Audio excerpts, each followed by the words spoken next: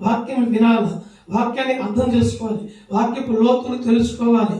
అలాగే వాక్యం విన్న తర్వాత మనం ఆరాధనలో పాల్గొనాలి, అలాగే ప్రార్థనలో పాల్గొనాలి. ఇలాంటి వైరాగ్యం, ఇలాంటి మంట, అలాగే నువ్వు ఇంటికి వెళ్ళిన తర్వాత అక్కడ మోకరించి చేతులెత్తి ప్రార్థన చేస్తే నీ ప్రార్థన చూసిన వ్యక్తి, నీ యొక్క పాట విన్న వ్యక్తి నీతో మాట్లాడాలన్నా, నీ దగ్గరికి రావాలన్నా భయమే. దేవుని నామానికి మహిమ కలుగును గాక. ఆమె ఆత్మ కలిగిన దేవుని బిడ్డ, ఆమె ప్రార్థన కలిగిన దేవుని బిడ్డ, ఆమె దైవ సంబంధికురాలు, ఆమె దేవుని ఆత్మను పొందుకొని ఉంది.